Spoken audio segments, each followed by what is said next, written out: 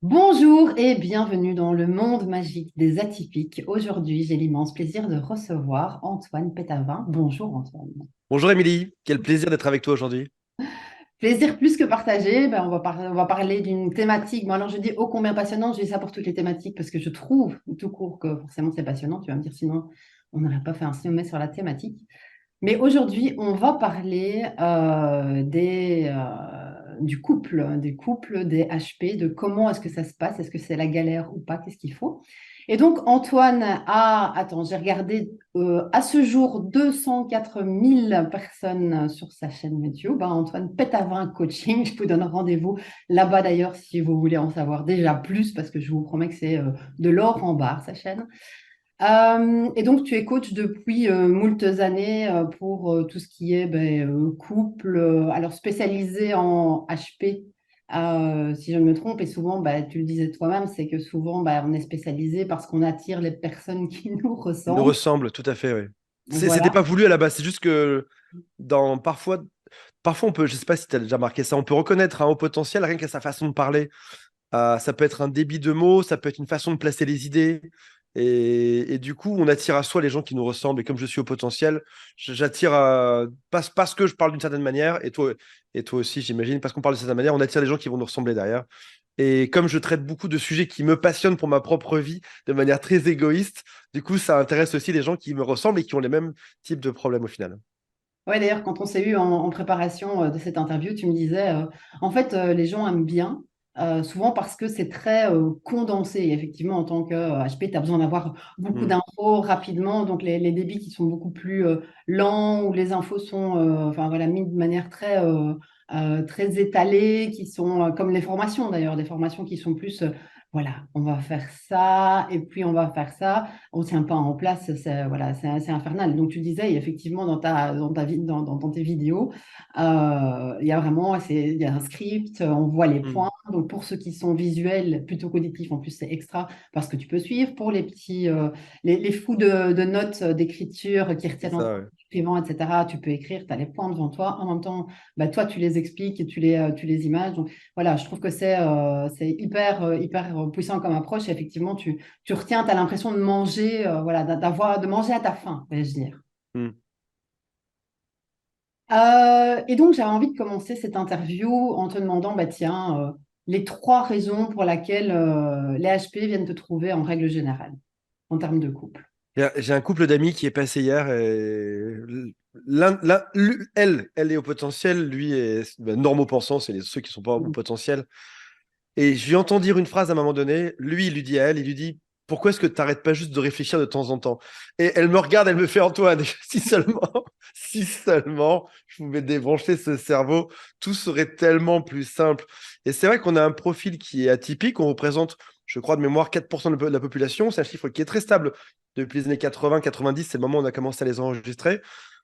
On est différents, on a nos spécificités, c'est vrai qu'on pense beaucoup d'une certaine manière, on en parlera aujourd'hui en détail. Et quand tu fais partie d'une population qui est différente, arrive à s'accorder avec 96% qui est physiquement, psychologiquement différent de toi, ça devient quelque chose de compliqué. Parce que tu dois t'accorder avec une population qui est radicalement différente de toi. Alors tu pourrais dire finalement, une solution pourrait être entre potentiel de sortir avec un autre potentiel. Mais si tu fais rapidement la courbe des probabilités, tu arrives sur assez peu de chances que ça arrive. Mieux vaut apprendre qui on est soi-même, comment est-ce qu'on fonctionne soi-même en tant que haut potentiel, pour pouvoir s'adapter, s'accorder avec la majorité des gens. Parce qu'on des normaux-pensants, on en trouve dans notre travail, dans nos relations amicales, dans nos amours, on en trouve partout. Donc, mieux vaut apprendre que ces autres personnes ont d'autres spécificités pour pouvoir s'accorder au mieux. Et je pense que la vraie révélation du potentiel, elle commence là, en se disant, je me suis pensé différent et fou toute ma vie, je découvre qui je suis, je découvre que mon cerveau a des plus et des moins, comme chaque chose sur Terre, Et voyons en quoi je suis spécifique et comment est-ce que je peux mettre ça à mon avantage pour être heureux dans ma vie amoureuse, dans ma vie, pour être heureux dans ma vie aussi amicale, dans ma vie professionnelle, etc. Comment faire pour s'accorder aux autres? Et donc, toi, tu dis que c'est pas forcément avec un autre HP qu'il faut se mettre en couple. Alors, pourquoi? Pourquoi plutôt pourquoi HP ou pourquoi pas HP? Selon toi, qu'est-ce que tu as vu? Est-ce que tu as déjà vu des couples où il y a deux HP et qu'est-ce que ça donne? Alors, bizarrement, ça marche bien. Réellement, très souvent, deux hauts potentiels ensemble, Bizarrement, ça marche bien. Ça peut. Sauf ouais. que sur 100 profils Tinder, je crois que c'est. Enfin, si on fait des statistiques assez rapides, tu as 100 fiches Tinder que tu swipes droite ou gauche, t'en as que quelques-unes que tu vas swiper, tu as déjà des critères physiques, des critères d'âge, des critères de sexe, tu cherches soit un homme, soit une femme en général. Tu veux en plus trouver dans une personne dans les 4% qui sont au potentiel, ça mène le nombre de chances que dans ta région, dans ta ville, dans ta rue, tu trouves quelqu'un qui te ressemble à assez faible. C'est vrai que c'est très chouette d'être au potentiel. Ça peut aussi être deux personnes qui finalement euh, vibrent un peu trop ensemble et finissent par une explosion. Ah ben, c'était ma question, c'est est-ce que du coup, on arrive à x carré, donc c'est-à-dire à une amplification, donc un plus un égale autre chose que la somme des parties, ou est-ce qu'on arrive à une espèce d'annulation où en voyant le miroir, on fait ouf, on va calmer le jeu, et il y en a un qui décide voilà, de se poser un peu. Si tant est Et que- je pense qu'il faut voir ça de manière un tout petit peu différente. En fait, la vraie question, c'est est-ce que je suis face à une personne qui est au potentiel et qui a fait son travail sur elle? Mais et même, même si on va plus loin que ça, c'est est-ce que je me mets en couple avec une personne qui, quel que soit son profil psychologique, a fait son travail sur elle, a réussi à déposer ses bagages de son enfance, a réussi à déposer ses angoisses, a éventuellement fait une thérapie, une autothérapie, a compris comment faire pour être heureux sur Terre. Et si jamais deux hauts potentiels ne savent pas qu'ils le sont, par exemple, et sont dans des espèces de crises d'angoisse ou dans des hauts et des bas permanents, admettons, t'en as un qui fait des hauts et des bas, l'autre pareil, mais des fois ça s'annule, des fois ça explose, on serait sur une catastrophe. Ou même sur une personne qui serait sur des normaux pensants qui n'auraient pas fait leur travail sur eux. Tu pourrais te dire, tiens, une personne normale va stabiliser le haut potentiel, sauf que si les deux, encore une fois, n'ont pas fait leur travail, ça avancera pas. Je crois que la vraie question, c'est au-delà du haut potentiel ou pas, c'est est-ce que je tombe sur une personne qui a fait son travail sur elle, qui est équilibrée dans sa vie, qui est heureuse, et dans ce cas-là, il y aura plus de chances que ça fonctionne. Mais ça, finalement, c'est indépendant d'être HP ou pas. Exactement, c'est Je tout à suis fait ça. avec quelqu'un euh, qui s'est posé les questions de la contribution, de ce que je souhaite. Là, on est vraiment sur, à mon sens, le commun des mortels qui devrait se poser des questions sur Oui, le fait que sa vie soit plus que juste sa vie. L'idée vraiment de vivre en société, de la contribution de ce que tu peux apporter, de la meilleure version de toi-même que tu peux être, de cette capacité à méditer ou canaliser tes pensées, mm, quelles qu'elles soient. Et donc finalement, c'est amplifié quand c'est HP, mais au final, cette boîte à outils qui est finalement une boîte à outils, si les outils sont pour tout le monde, elle doit être personnalisée pour tout un chacun, HP ou pas HP. c'est ça. Mais une vraie question en dating, mais je pense pas que quelqu'un la poserait, ce serait quel est le travail que tu as fait sur toi aujourd'hui dans ta vie? Quelle est ton introspection, etc. Ce serait la première bonne question à poser sur Tinder. Et je pense qu'elle ferait peur, mais ce serait en tout cas une excellente question. Oui, oui, Et parce deux que au potentiel qui auraient bossé sur eux et qui seraient à l'aise dans leur basket auraient probablement une relation de couple qui serait phénoménale. Très probablement. comme finalement, enfin oui, HP ou pas HP finalement, HP deux ou pas HP. qui se sont posés dans leur vie et se sont posés des Mm. questions qui leur permettent de savoir qui ils sont et vers où ils vont. Donc finalement, c'est bien parce que finalement, à travers ce que tu dis, le HP garde un fonctionnement humain. Ça fait plaisir quand même. Exactement, oui, oui, ça va. C'est pas si grave que ça. C'est Oui, ça, ça va. c'est curatif, quoi. On peut s'en Mm. sortir. Et alors, est-ce que tu vois une différence? Parce que quand on parle de HP, finalement, ça englobe le tout. Alors, Katia Senheim, elle parle de hyper, on parle de douance, enfin, on met un petit peu tout là-dedans. Est-ce que, il y a une différence entre ce qu'on appelle HPI et HPE? Donc, c'est-à-dire, est-ce que toi, tu vois une différence dans les couples où il y a vraiment ce côté beaucoup plus intellectuel et moins émotionnel, ou au contraire le côté beaucoup plus émotionnel et moins intellectuel, et puis finalement, tu as les couples qui rassemblent les deux. Ou est-ce que toi, tu mets d'office le package avec tout dedans? Je vais me faire des ennemis si je parle de ça, mais alors après ça, chacun sa théorie sur le cerveau, la façon dont ça fonctionne, à garder en tête qu'on ne connaît même pas 10% du fonctionnement du cerveau aujourd'hui, que ça reste des théories, que même des choses très acquises depuis des années sont remises en cause cette année, l'année précédente. On a une grande scène de psychologues et de psychiatres mondiaux qui travaillent beaucoup sur le cerveau depuis quelques années. Il y a eu des fonds débloqués qui sont gigantesques dans chaque pays. Donc on progresse depuis quelques années, on progresse vite là-dedans. Moi, j'ai tendance à ne pas tant parler que ça de HPE et de HPI, mais plutôt de HP de manière générale, pour ma part, hein, sans me faire des mines ou que ce soit, parce que c'est une façon de, à mon sens, c'est une façon de construire les idées en pyramide dans sa tête. Le schéma classique d'eau potentiel, c'est j'ai une idée, on imagine au-dessus de la tête une espèce de pyramide comme ça. J'ai une idée qui va en donner 10, ces 10 vont donner 10, ces 10 vont donner 10, etc. Une espèce d'amoncellement d'idées. Et tout d'un coup, toute la pyramide s'écroule parce qu'elle est trop lourde à porter, et puis ça recommence. Et c'est le type de fonctionnement que tu peux avoir quasiment chaque minute. Tiens, je suis en train de manger un plat qui est trop sucré. Pourquoi est-ce qu'ils n'inventent pas un plat qui serait moins sucré? Et si je crée une société qui avait un plat qui serait moins sucré, et je pourrais le développer comme ça et faire un site web, d'un coup, tout s'écroule et tu finis juste de manger une cuillère que tu as eu 1000 idées par rapport à ton plat sucré. C'est ça. Ouais, donc ça, c'est effectivement, tu parles du cérébral, du fait de penser trop. À côté de ça, il y a aussi tout ce qui est émotionnel. Et là, c'est une Oui, technique et c'est drôle parce que tu disais, enfin, après, il y a plein de trucs à dire sur les émotions, donc on va découper ça. Mais l'une des choses voilà, que tu dis et qu'on reconnaît hein, comme marque de fabrique, c'est qu'on est gentil. Et tu disais, c'est un et peu comme souvent, c'est des gros gentils. La plupart d'entre eux sont aussi hypersensibles, que ce soit une hypersensibilité au niveau du cœur et des émotions, ou alors une hypersensibilité au niveau de l'ouïe ou du toucher à certaines choses, etc. Ça va très très souvent ensemble. Très très souvent ensemble. Parce que du coup, quand on extrapole, est-ce que tu trouves un pattern commun dans les vies que mènent les HP? J'entends par là, bah, tu le dis toi-même, tout ce qui est, par exemple, si je prends, et c'est un truc, moi j'ai énormément, tout ce qui est auditif, je suis Mhm. super sensible. Et donc, en fait, il m'a fallu un bout de temps avant de comprendre pourquoi les mariages, enfin, Les boîtes de festivals, nuit. concert, bon, à moins que je sois méga fan, tu vois, et donc du coup, je suis tellement happée par mes autres sens et par mon ressenti que ça devient plus tolérable. Et encore, je mets quand même enfin, voilà, des boules qui est. Et donc, par rapport à ça, ma question est, est-ce que on trouve plus une vie plus posée, plus silencieuse, plus seule quelque part, avec un réseau ou des activités moins sociales? Et est-ce que du coup, en couple, ça pose problème? Alors, je précise avant de répondre à ça que je ne suis pas un psychiatre, ni un neurochirurgien, ni expert dans Oui, non, la non, là, c'est médicalerie vraiment, du c'est ton vécu, cerveau. hein. Ouais, c'est ce Ce que. sont de mes milliers de patients. Je donne mon expérience qui peut s'avérer être en contradiction avec d'autres neurochirurgiens qui te diront autre chose par rapport à ça.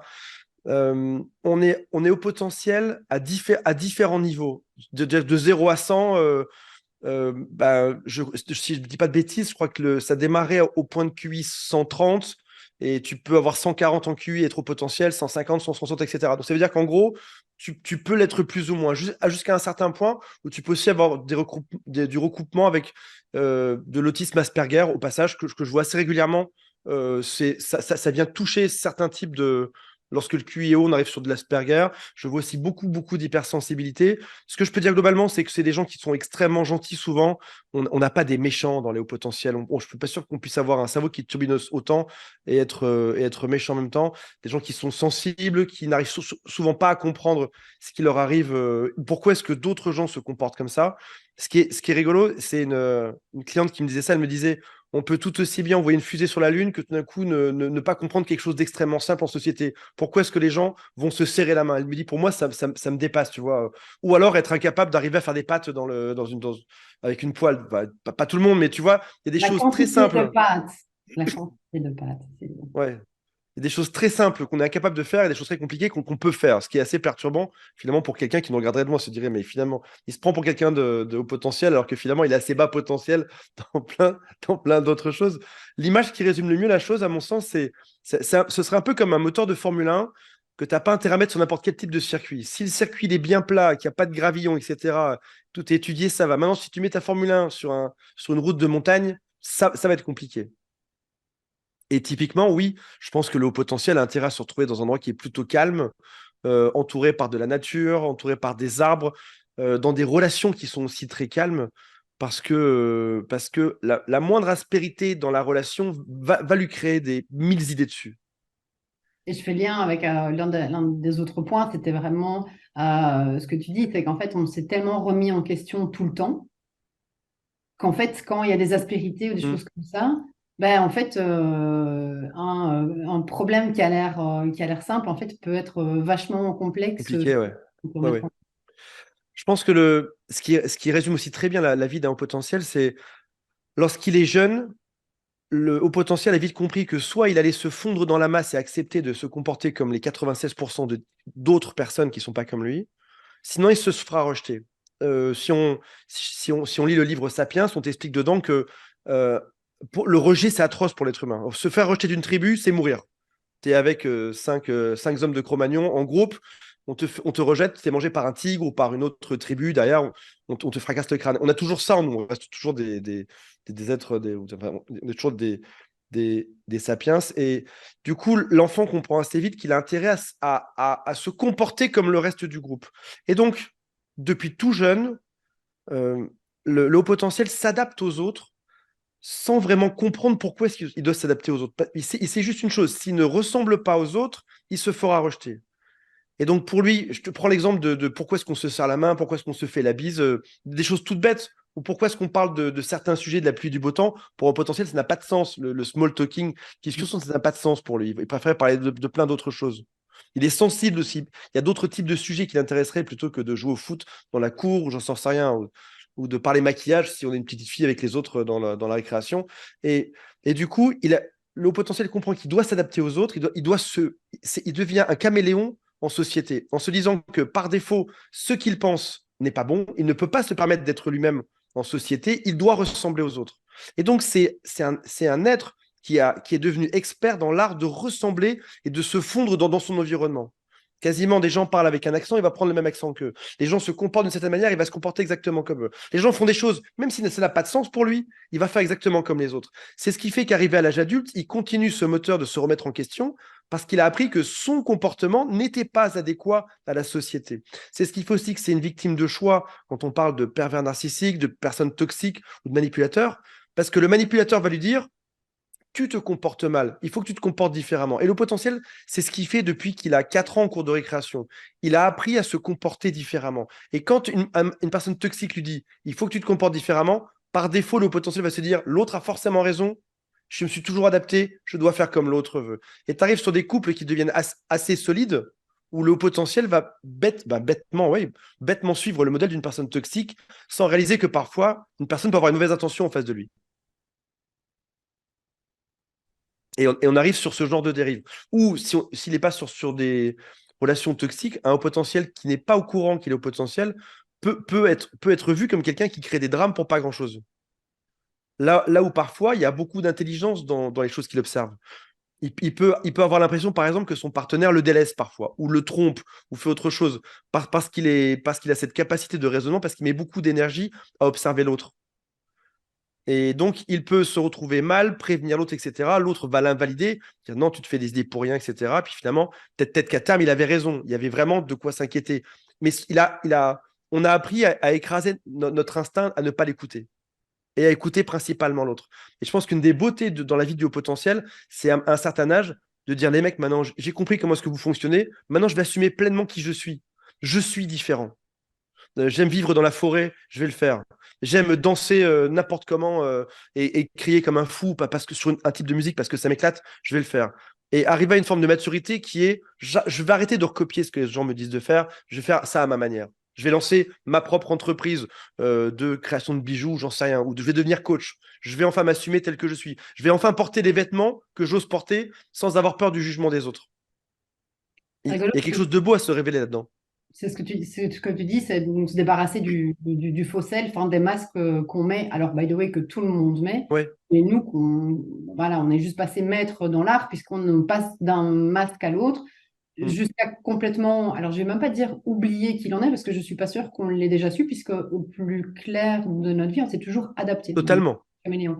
Et donc finalement, tu parlais, et je reviens à ce qu'on disait au début de la discussion, ce que tu disais, c'était de se connaître soi-même. Et je fais le Mm. lien avec le rejet, c'est hyper intéressant parce que c'est se connaître soi-même, donc ne plus avoir de masque, mais qui je suis quand je n'ai pas de masque, sachant que j'en ai toujours eu. Donc ça, déjà en soi, c'est tout un chemin qui amène idéalement dans un monde de bisounours à la complétude, c'est-à-dire se suffire à soi-même. Et être Ouais. dans la complétude implique le fait de quelque part, c'est même pas de se détacher des autres, c'est juste qu'on est autonome. Et donc, il y a le côté rejet qui n'est donc Mm. plus vécu comme un rejet parce qu'on est complet par nous-mêmes, mais en l'espèce, il y a ce rejet, hein, tu vois, parce que par définition, on accepte, on choisit de ne plus appartenir à Ouais. je veux dire, caste, mais c'est même pas ça, à aucun groupe, à aucune définition. On part à la découverte, tel un petit pèlerin avec son sac sur le dos, Mm. finalement, de nous-mêmes, sachant qu'on n'a aucune idée de ce qu'on va trouver. Et quand depuis que tu as 4 ans, c'est ta raison, on n'a jamais, on t'a jamais, enfin, tu ne t'es jamais laissé aller à savoir ce que toi tu voulais et que tu as suivi. Tu peux arriver comme moi à 40, 44 ans, 45 ans, 47 ans, te dire, mais qu'est-ce que j'aime? La majeure partie de ma vie, j'ai été ce que vous avez voulu que je sois. Mes parents ont voulu que je fasse telle carrière. Mes amis ont voulu que je sois tel type d'ami. Et ce qui va avec plein de choses. Tu peux aussi devenir là-dedans, ce qui s'appelle un people pleaser. Je ne sais même pas comment on dit en français. C'est quelqu'un qui dit oui à tout pour être aimé. Ouais, ouais. Parce qu'on t'a appris que comme tu étais bizarre, tu allais devoir en faire plus pour être apprécié des autres. Là où tu arrives à un âge après ça, où tu te dis, mais finalement, tout le monde a toujours profité de moi, abusé de moi. Et même se poser la question de qu'est-ce que j'aime devient compliqué quand tu t'es jamais posé. Et point passionnant dans ça, c'est qu'en fait, euh, on a, en tant qu'HP, on a beaucoup plus de stimuli que la plupart des gens. Donc, on capte une infinitude de choses. Donc, ce qui veut dire aussi, et ça amène au choix finalement, c'est que pour nous, c'est quasiment impossible, c'est très compliqué de faire des choix, parce que là où des personnes ont 3, 5 choix, nous, on en a 183. C'est ça. Et donc, je disais ce matin que j'adore, moi, les sandwicheries où tu as le sandwich du jour. Voilà. Alors, je suis pas sûre que j'aime bien le sandwich du jour, mais c'est le sandwich du jour. Ou alors que tu as un sandwich, hein, tu vois. Je rêve d'un magasin où tu as un truc de chaque. Hmm. Voilà. Tu dois pas choisir. C'est des nuances de gris. C'est Mhm. même pas 50 nuances de gris, ce serait 3 millions de nuances de gris dans notre vie. On n'est jamais sur du oui ou sur du non, on est toujours sur du à peu près. Mais qui peut mener, encore une fois, à la perte d'un couple. Si on parle d'amour aujourd'hui, être toujours dans une forme de zone de gris dans nos décisions peut mener à des choses catastrophiques. Un exemple tout simple. Ton copain te dit, ton mari te dit, voilà, ma meilleure amie, c'est mon ex. Toi, au fond de toi, en tant qu'au potentiel, tu te dis, ben, ça me plaît pas trop, mais il me dit que c'est sa meilleure amie. Tu vois, tu arrives déjà sur, c'est pas oui, c'est pas non, tu étais déjà dans l'entre-deux. Il me dit que c'est sa meilleure amie, et puis il a l'air assez bienveillant quand il m'en parle, donc tu analyses ça aussi. Donc, je vais peut-être lui dire que ça m'embête, mais finalement, je vais accepter, parce que tu es habitué à toujours tout accepter. Et puis finalement, il va de plus en plus chez son ex-copine. Ils vont peut-être même faire des vacances ensemble. Ils passent des vacances ensemble. Tu n'es même pas invité ou ils passent des soirs ensemble, tout simplement. Et pour essayer de concilier ton envie d'être accepté par l'autre, parce qu'aussi par l'intellect ou de par tes émotions, tu trouves que ce serait bien sur Terre que chacun ait le droit de fréquenter qui il veut, etc. Tu vas tolérer quelque chose et tu te mets dans une zone de gris, dans cet exemple-là, dans une zone de gris intelligemment, parce qu'on t'a dit des choses et parce que tu voulais être accepté. Sauf qu'en réalité, peut-être que les choses qu'on t'a dites étaient fausses, peut-être qu'on t'a pas appris à écouter tes émotions, ton instinct, et t'as pas su dire non là-dedans. Et éventuellement, le mec te trompe. Éventuellement, quelque part dans l'équation. Pas parce qu'il t'a menti dès le départ, mais comme tu considérais que l'avis de l'autre était plus important que le tien, tu as laissé faire l'autre et t'as justifié, tu as construit tout un narratif intérieur pour justifier quelque chose sur lequel, fondamentalement, tu n'as pas d'avis. Par défaut, ce sera l'avis de l'autre qui comptera.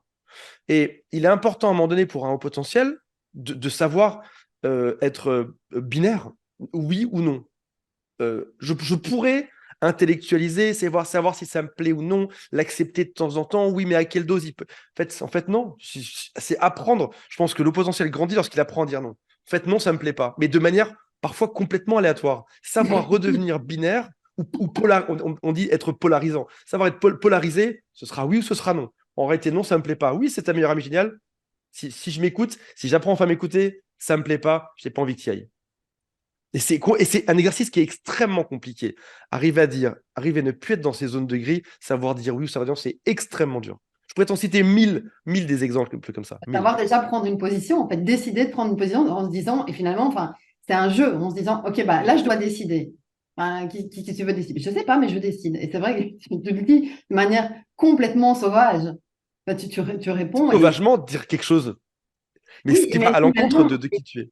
finalement, quand on y réfléchit bien, puisqu'on dit que l'objectif est de retrouver cet instinct, ces intuitions que tu as depuis le début, que tout le monde a, mais qu'on a occulté parce qu'on ne leur fait pas confiance, finalement, faire un choix sauvagement est peut-être le meilleur des choix à faire. Tu t'en veux d'autres des exemples dans le même genre ou pas? Des J'en veux problèmes, plein. problèmes de haut potentiel. J'en ai plein, je vais t'en donner quelques-uns. Des histoires qui sont vraies, vraiment entendues en coaching. Je donne pas de nom, j'inverse les sexes pour qu'on ne sache pas de qui je parle, etc. Les âges et les lieux. Elle fait tout dans la maison, tout. Elle ramène l'argent à la maison, elle s'occupe des enfants le soir, elle s'occupe de son mari, elle range, elle fait le ménage, elle bosse comme une dingue. Elle a même trouvé véridique, elle a même trouvé un deuxième travail pour amener encore plus d'argent. Là où lui ne gagne pas grand-chose. Il bosse un tout petit peu, un jour ou deux par semaine, et c'est tout.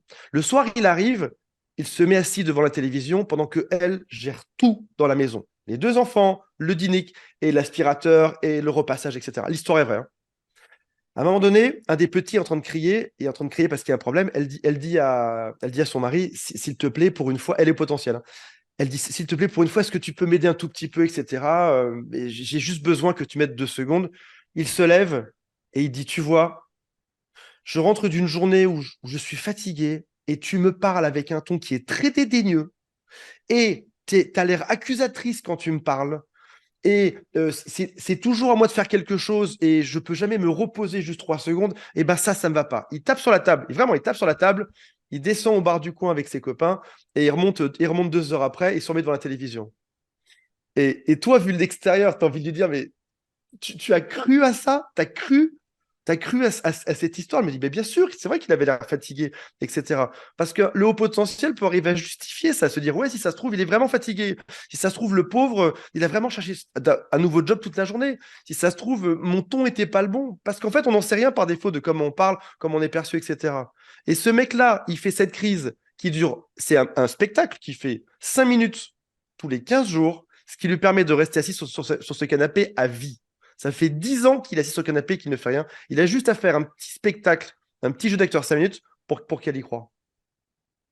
Et tu pourrais dire, elle est au potentiel intelligente. Là, en réalité, dans ce cas-là, c'est même pas qu'elle n'a pas intelligente, c'est qu'elle a préféré croire sa version et son histoire que de se remettre elle-même en cause. Et ce qui est fou, c'est c'est toujours le même schéma, tu vois. Toujours, ouais. Et avec cette possibilité finalement d'avoir 1000 scénarios différents, probablement que toutes les deux Mm. semaines, elle se refait des histoires différentes de pourquoi ça se passe comme ça. Je suis sûre qu'en 10 ans de temps, il n'y a pas eu Sûr, 2 fois le même schéma, quoi. En fait, sûr. Et comme on y pense beaucoup, comme on y pense toute la journée, ça devient une espèce de machin confus à la fin. Et surtout, on a l'impression par effet miroir que nous, on est gentil, et si on le disait, ce serait vrai. Et par projection, tu te dis, si lui ou si elle le dit, c'est que c'est vrai. Ce qui n'est pas du tout le cas au passage. ben, c'est très, le mensonge est quelque chose de super compliqué. Parce que, enfin, en tout cas, c'est pas comme, il y a quand même l'authenticité. Je pense que ça aussi, c'est une des marques de Mm. fabrique. Le côté, on est authentique et gentil, et donc les comportements méchants et gratuits, voilà, Mm. ce qui nous dépasse complètement. Ou le empathique. Là, typiquement, c'est vraiment un magnifique exemple d'empathie, quoi. Ouais. C'est zéro empathie. Donc, et je pense pas que, et il y a vraiment ce côté, ça peut pas être de la méchanceté, ça ne peut pas être de l'empathie. Donc, il a sûrement des bonnes raisons. Il y a sûrement des bonnes raisons. Alors qu'en fait, pas du tout. T'en veux une autre des histoires? Une Ouais. femme qui a bossé sur ça et qui a appris à faire un choix, à dire oui ou non. Elle est au potentiel, mais elle a appris à dire des choses. Euh, c'est toujours des exemples de femmes avec des hommes. Bon, bref. Elle est au potentiel, encore une fois. C'est une autre. Et son mari revient le soir, enfin son copain, ils sont jeunes. Son copain revient le soir à la maison et son copain lui dit, j'ai croisé une ex en ville, on a bu un café ensemble. Elle lui répond, j'espère que tu as apprécié ce café parce que c'était le dernier que tu auras avec elle. Il dit, pourquoi? Elle dit, parce que j'aime pas du tout que tu fréquentes ton ex. Donc ce sera le dernier. Ils rigolent tous les deux, ça se passe bien. L'histoire s'arrête là. Un mois après, sur son téléphone la nuit, elle voit des messages à minuit du genre bonne nuit de la part de son ex. On sait très bien ce que ça veut dire, un bonne nuit à minuit. On sait très bien ce que ça veut dire. Elle dit rien. Le lendemain matin, elle le prend dans ses bras, son copain. Elle fait ses valises et elle part en vacances au Club Med 3 semaines. Elle m'a dit, je suis partie la tête haute et fière. Pendant 3 semaines, il a galéré pour me récupérer. Et il a dit, plus jamais je la reverrai, plus jamais je la contacterai. Il a dit, oui, c'était juste qu'on s'envoyait les messages comme ci et comme ça. Elle a dit, tu m'as menti, on avait une règle, tu l'as pas respectée. Je trouve ça beau. Elle m'a dit, il a gratté à ma porte pendant 3 semaines au Club Med pour que je le laisse entrer, pour que j'accepte enfin de le récupérer dans ma vie. Elle m'a dit, c'est marrant, en apprenant à devenir binaire, noir ou blanc, j'ai plus de récompenses que quand je me crée un narratif, tout un scénario dans ma tête pour essayer d'excuser l'autre sur ce qu'il me disait. Mais pour ceci, il faut savoir quelles sont tes valeurs. Par exemple, pendant ce cas-là, où le mec va voir son ex, est-ce que tu le tolères ou pas? Est-ce que c'est dans tes valeurs ou pas? Oui ou non? Je ne dis pas qu'il y a bonne raison, mais c'est retrouver quelles sont tes valeurs qui sont propres à toi, qu'est-ce que tu veux, qu'est-ce que tu veux pas, et à la fin, savoir, j'ai envie de dire bêtement, les appliquer. Dans notre couple, voici ce que je veux pour moi, voici ce que je ne veux pas pour moi. Et je m'y tiendrai. Et tu disais dans tes valeurs, mais dans ce que tu dis aussi derrière, c'est dans ta valeur. C'est ça. C'est quoi la valeur que je m'accorde, sachant que je suis une page blanche que je suis en train d'écrire au quotidien. Mm. Donc, comment est-ce que je peux valoir quelque chose et donc quelque part prendre position et me faire respecter si moi je ne me respecte pas moi-même? Oui. Je crois qu'aussi, une des grosses erreurs du haut potentiel, c'est de penser que l'autre est ton guide ou ton thérapeute. Quelque chose un peu comme ça. C'est-à-dire que tu te poses plein de questions et tu te dis, c'est à l'autre de. Ça va être à l'autre d'y répondre ou de résoudre mes angoisses. Et quelque part, il y a une forme de logique. Tu te dis, c'est à cause de lui ou d'elle que j'ai des angoisses, donc je vais en parler avec lui ou avec elle pour résoudre la chose et pour guérir mes propres angoisses internes. Là où l'autre, souvent, on n'a pas des masses des angoisses. Et à mon sens, il y a cette espèce d'erreur où je pense qu'en couple, c'est pas vraiment à l'autre d'être ton thérapeute. Et c'est pas forcément non plus à l'autre de résoudre tes angoisses au passage. Ce qui est peut-être plus difficile à comprendre. Mais a priori, l'autre n'est pas là pour te compléter. Ça revient à ce qu'on disait, c'est l'autre n'est pas là pour te compléter. C'est deux entités complètes qui se mettent ensemble pour vivre autre chose. Mais Ouais. l'autre n'est pas censé pallier tes questionnements, effectivement, tes angoisses, tes doutes. Euh, c'est pas, en tout cas pour moi, c'est pas. On voit ça dans les colliers, tu vois, les deux moitiés de cœur. Pour moi, c'est deux âmes complètes qui ont fait Mm. le chemin et qui par eux-mêmes, se connaissent et savent qui ils sont et qui, à un moment donné, enfin, je pense que ça c'est, à mon sens, l'idéal, qui se mettent ensemble pour créer quelque chose de plus ensemble, mais pas pour se Ouais. réparer l'un l'autre. Je sais plus quel psychiatre américain disait la semaine dernière, on est dans un monde où on a l'impression que notre partenaire doit être notre partenaire amoureux, notre meilleur ami, la meilleure personne qui peut voyager avec nous sur Terre, notre psychologue, notre meilleur coach sportif avec qui on va faire des randonnées, etc. Il dit réduis le nombre de choses que tu attends de l'autre et admets qu'on peut être parfois imparfait. Et genre, du coup, je rebondis sur un autre point qui est finalement l'intensité, le besoin d'intensité, quelque part d'absolu du Ouais, HP. Parce que enfin, on parle là de couples, de personnes qui attendent de l'autre tellement. ouais. Voilà, c'est l'un des points aussi que tu soulignes où c'est assez parfois fatigant. Je me suis créé des règles pour ma part. Si tu veux, je les partage. Des règles que j'applique dans ma vie qui me D'accord? sont venus de plein de. C'est des morceaux recoupés de plein de choses que j'ai entendues dans des coachings ou dans des livres. Il y a 5 règles. Je pense que s'il y a un potentiel, suit ces 5 règles, il a une vie de couple à peu près heureuse. Ok. Tu veux que je les partage ou pas? Ça t'intéresse? Bon, allez, j'espère que ça vous intéresse tous. La Bien sûr. première règle, c'est.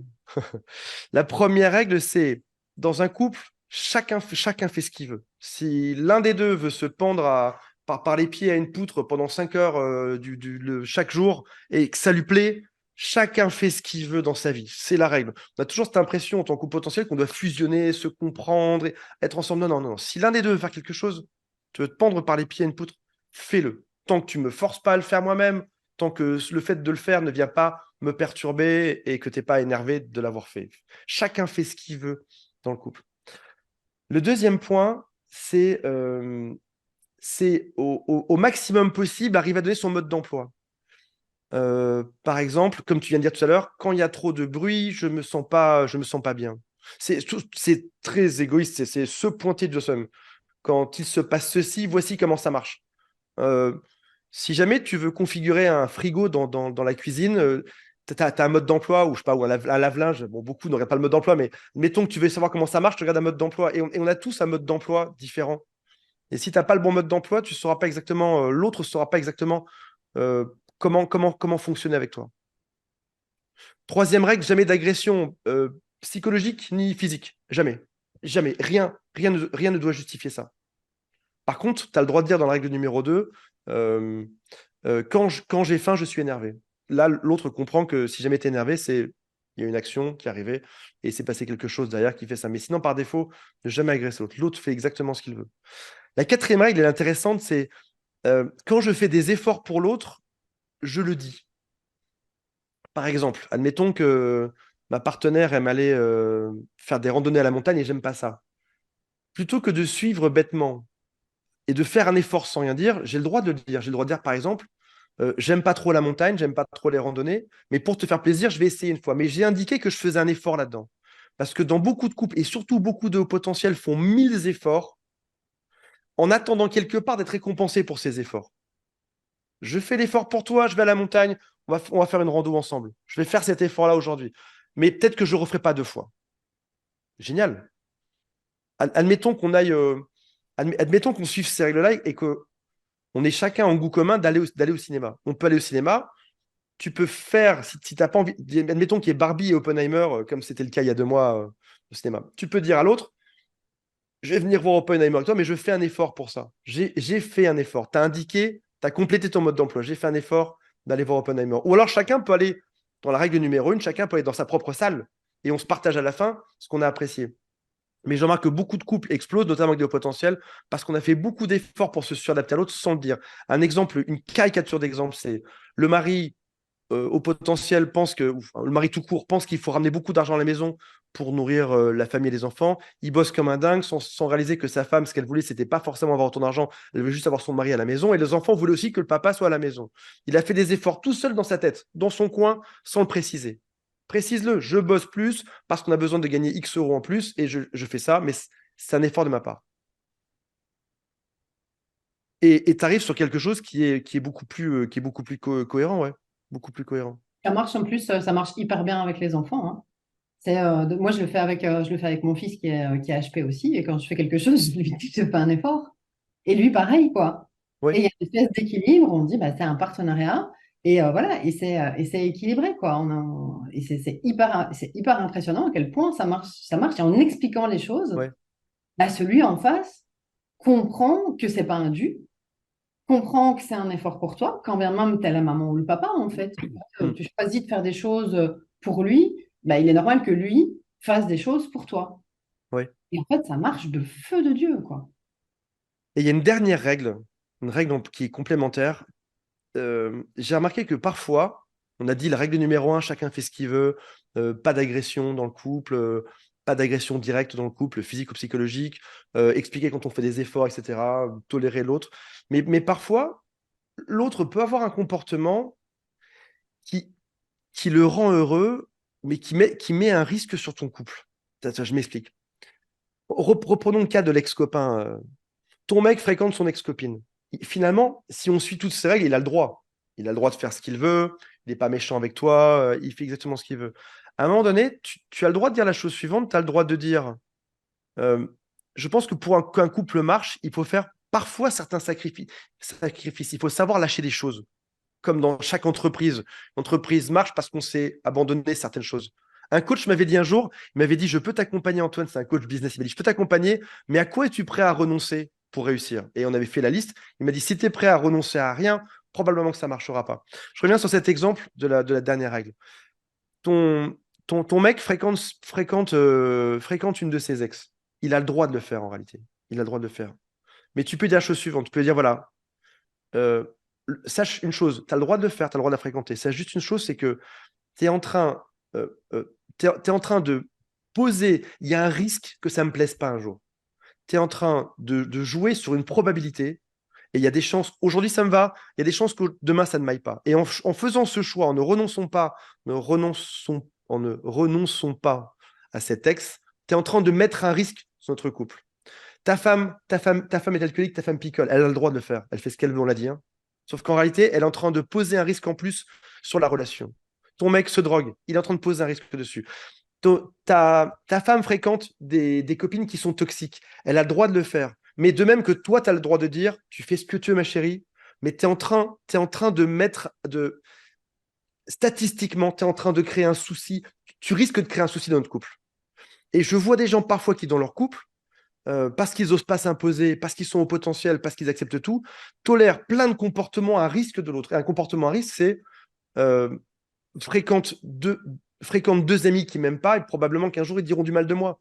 Ça, t'es en train, peut-être pas aujourd'hui, peut-être dans 6 mois, mais tu es en train de créer un risque. Parce que je sais qu'un jour on se disputera, un jour tu leur demanderas leur avis, je sais que ça va créer un risque. Tu es super copine, avec ton ex. Admettons, je dis ça à ma copine. Tu es super copine avec ton ex. Vous avez couché ensemble il y a 2 ans, etc. Ça s'est fini depuis. Tu fais ce que tu veux, mais tu es en train de mettre un risque sur notre couple. Le risque, c'est que dans un an, toi et moi, on se dispute. Tu as lui poser une question à lui pour savoir que faire ou comment te comporter. Et il va te répondre, même pas méchamment. Il va te dire quelque chose du genre, ouais, c'est un gentil garçon. C'est même pas méchant de dire ça. Sauf qu'en disant ça, il est en train de tuer notre couple. Parce qu'il a un parti pris, parce que tu as couché avec lui, parce que vous avez été intime, ça va créer un risque dans notre relation. Et il y a un dicton qui dit qu'un couple doit être deux personnes qui sont extrêmement serrées et qu'aucune feuille de papier ne peut venir se glisser entre les deux. Et je vois aujourd'hui, en 2023, je vois beaucoup de gens qui ont besoin de se rassurer. Notamment, j'ai jamais vu autant de gens copains avec leurs ex de ma vie. Jamais de ma vie. Copains avec leurs ex. Ou des gens qui ont plein, plein, plein d'amis et qui n'arrivent pas au bout d'un moment à dégager des amis qui sont un peu nuisibles du couple. Parce qu'ils se disent, si jamais ça marche pas dans mon couple, je pourrais me stabiliser, me rassurer grâce à tous ces amis que j'ai à côté. Sauf qu'en réalité, on le sait très bien, si jamais tu as 30 amis qui te fréquentent au quotidien, ce sera d'autant plus statistiquement d'embrouille que tu pourras avoir dans ton couple. Peut-être qu'avoir 2, 3, 4 amis serait déjà une bonne chose. Mais avoir les 30, dont notamment ceux qui sont les mauvaises langues, ceux qui racontent tous les potins, etc. Et je remarque que les gens ont du mal à renoncer à des choses parce qu'ils savent qu'on divorce souvent, parce qu'ils savent qu'on change de couple aujourd'hui de manière assez régulière, parce qu'ils savent que souvent les couples sont juste temporaires. Ils se rassurent avec des ex ou des tonnes d'amis qui vont venir, c'est bizarre, et ça les rassure d'un côté et ça va venir déglinguer la relation de l'autre. Est-ce que finalement, ça vient aussi avec la question du choix, tu vois? Parce que depuis le Covid, c'est un peu le bordel, il y a quand même pas mal de choses qui ont changé. Est-ce que le fait de se dispatcher justement, de ne jamais mettre ses œufs dans le même panier, finalement, que ce soit professionnellement, personnellement, en couple, etc., et pas un peu une tendance de je fais pas mon choix parce que je sais pas trop ce que je veux? C'est Parce que ça, oui, oui, c'est ça, oui. c'était une question, je pense que de toutes les questions, c'est vraiment une question que j'avais envie de te poser. C'était une question qui est liée à l'âme, tu vois. Est-ce que cette sensibilité ne mène pas justement à des connexions d'âme qui sont peut-être plus intenses et plus vraies, donc qui permettent finalement d'avoir des gens qui, de près ou de loin, sont toujours dans nos vies. Alors, a priori, c'est des bonnes personnes, hein, Mhm. c'est des liens qui viennent nous aider, quoique tu as des contrats karmiques aussi, hein, qui t'aident à dépasser certaines choses. Donc, tu vois, où tu vois, il y a plus ce côté hybride, parce que quand tu as une réelle connexion, je dirais que tu es quand même moins sensible à laisser qui que ce soit déglinguer. Enfin, c'est plus facile d'avoir vraiment ce ressenti du juste quand tu es dans une connexion euh, d'âme à âme plus claire, tu vois, que plutôt avoir toute une série de personnes aux alentours avec qui tu papotes, style en mode réseautage, tu vois. Je sais pas si ça fait sens. Ouais. Si, si, si. Mais je vais faire une réponse qui n'a rien à voir avec la question. Mais c'est très bien. C'est l'avantage. C'est Les parfait, gens j'ai qui envie de sont pas dire. au potentiel, ils deviennent fous devant ce type de vie, ils comprennent rien, C'est ils ça, parce comprennent que pas ce qui se je te passe. dis un truc et Ils en ont fait, envie il de y a plus de 1000 switcher. trucs. Ouais, et on a continué la conversation dans le laps de temps de 3 secondes où on s'est regardé, on s'est dit, alors, en fait, ma question, c'est ça. Donc, tu réponds, c'est parfait, c'est un régal. S'engager.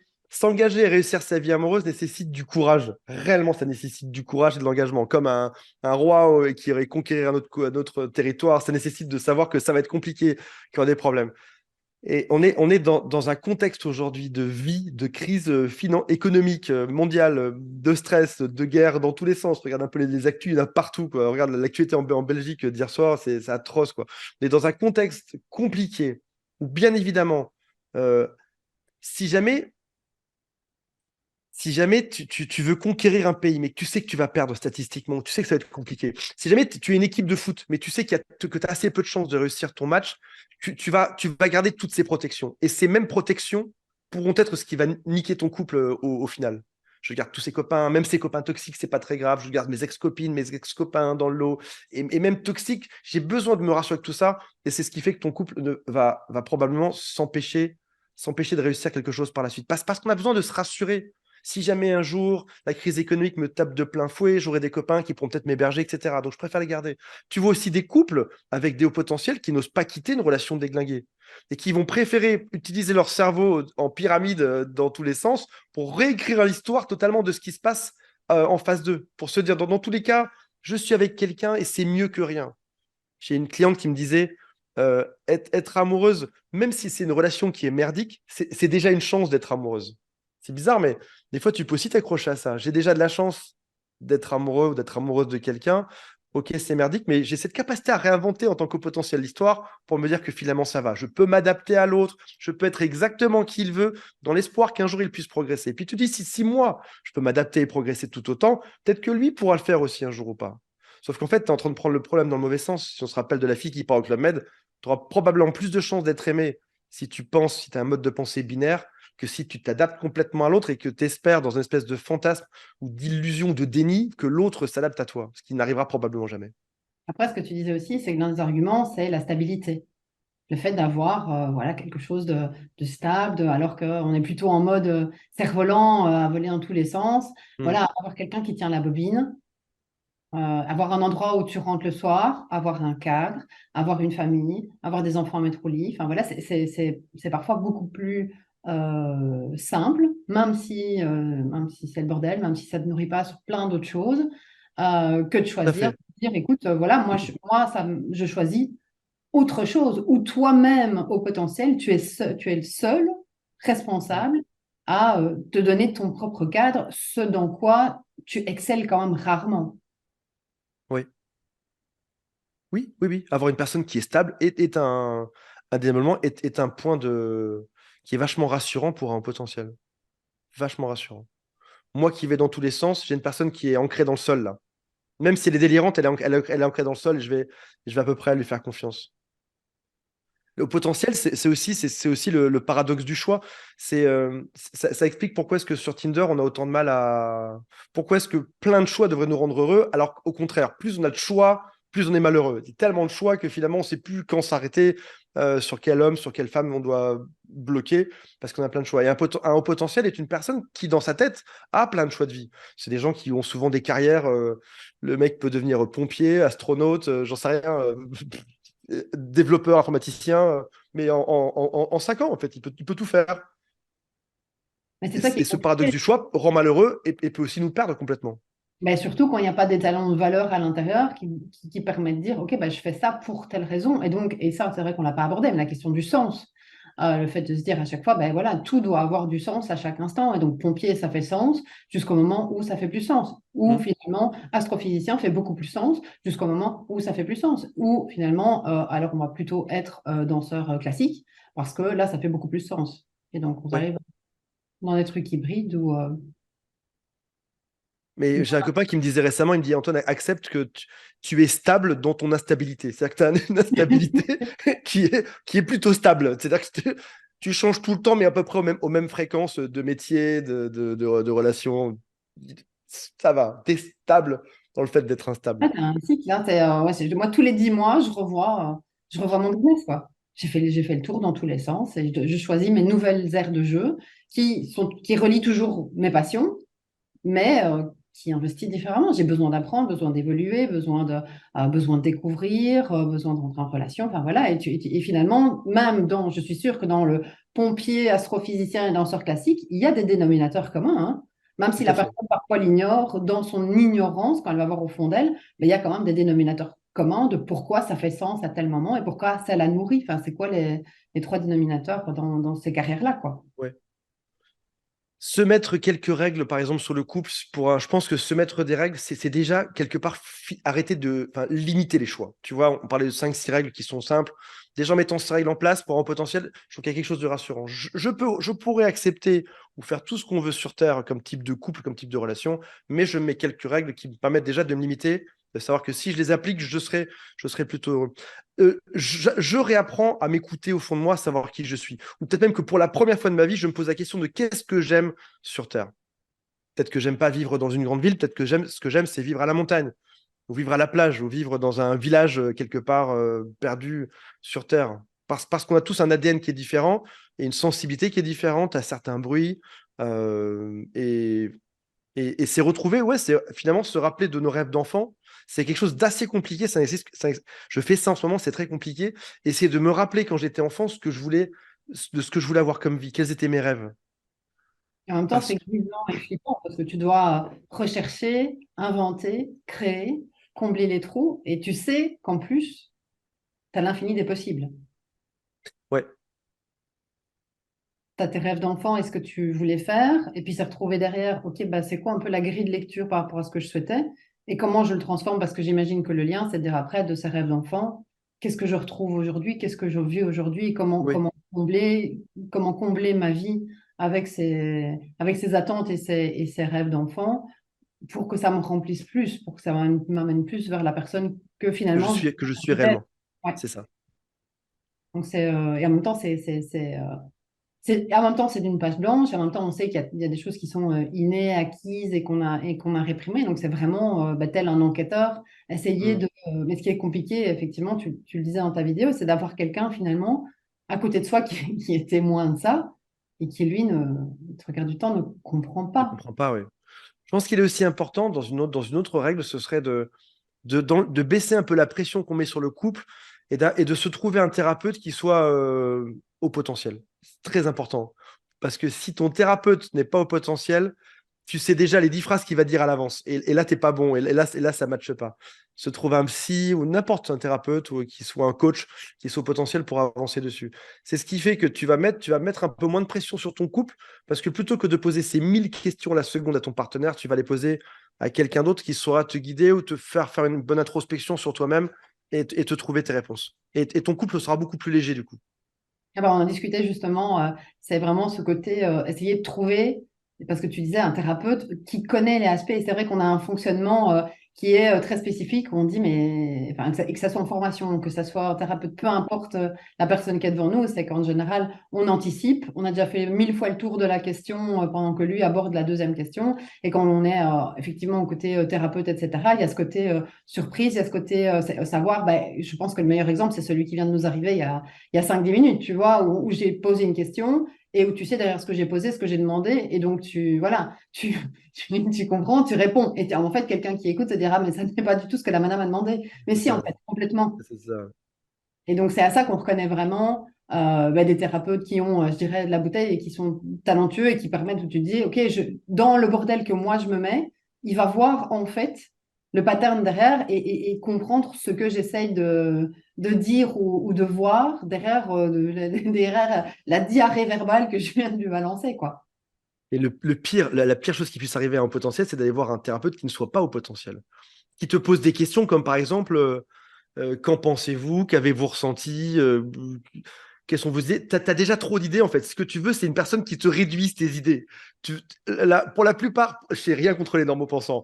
Pour la plupart d'entre eux, il faut leur ouvrir des portes sur d'autres idées. Nous, il faut nous enfermer. Nous, il y en a 3 millions des ouvertures. Nous, ce qu'on veut juste, c'est en avoir moins en réalité. Et donc, tu vas en thérapie parce que tu as un problème, t'en ressors avec encore plus de problèmes que ce que tu avais à la base. Parce que l'autre, il t'a Oui. ouvert encore plus de portes. Tu avais 3 millions de possibilités et tu passes à 10 millions. C'est pas bon du tout. Alors, ce qui marche assez bien aussi, c'est d'avoir quelqu'un qui joue le rôle du miroir.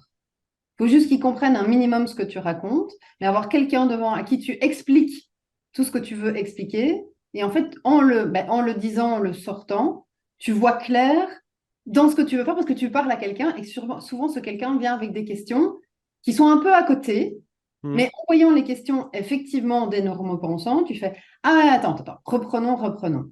Parce que dans tout ce qui est, je prends l'exemple de la formation, par exemple, il y a vraiment ce côté, ok, moi je suis là, j'ai compris ça, mais quand je dois enseigner à des gens qui ne sont pas forcément HP, Hmm. quelles questions est-ce qu'ils vont se poser? Et toi, finalement, tu n'as aucune idée des questions que le reste du monde se pose. Et Se en plus, tu as pose. quand même le syndrome de tout ce qui est voilà, imposteur, etc. Tu te dis, attends, et donc tu mets la barre toujours plus haut, mais plus haut dans ton HPisme, sachant qu'on est déjà hyper à tout lire, à tout écouter, à tout voir, à tout analyser, etc.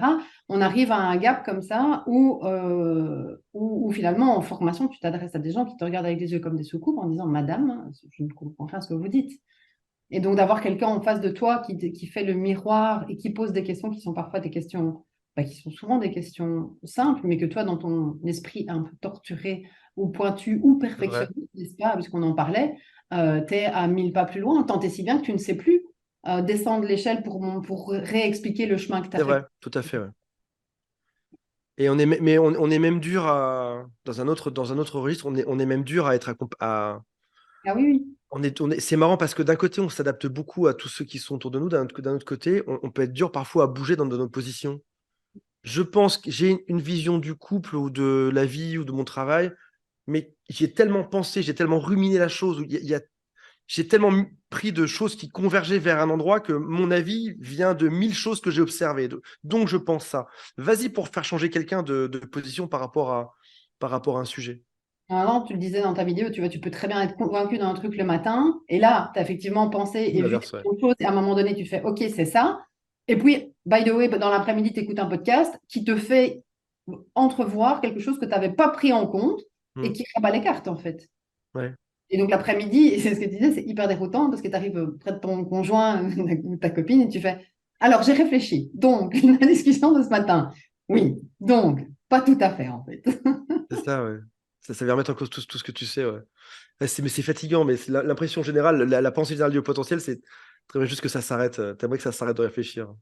Ouais, T'aimerais que le moteur de Formule 1, de temps en temps, il soit sur off. Mais ça. c'est ce qui fait aussi qu'il y a autant d'addictions chez le haut potentiel, de drogue, alcool, jeux vidéo, jeux d'argent. C'est tout un tas de comportements qui font que tu te sors de ton cerveau temporairement pour penser un peu à autre chose. Oui, et je pense aussi, enfin, moi, Comportement addictif. je suis une grosse gameuse et c'est quand tu joues, il y a vraiment ce côté, tu as l'impression que du coup, tu as ton cerveau qui est plutôt côté créatif, etc., qui arrive à passer des infos Ouais, que tu n'as pas quand tu n'es pas occupé sur un truc qui te happe complètement, en fait. ouais, ouais. Et c'est tout pour ne pas penser à toi, pour arrêter de penser à toi, en fait, tout pour penser à autre chose. Ouais. Et alors, il y a aussi une question que je voulais aborder, c'était finalement la place de la colère, puisqu'on dit que voilà, on s'adapte, etc. Quid de tout ce qui est dispute dans le couple ou dans les relations comment est-ce qu'un HP gère ça finalement?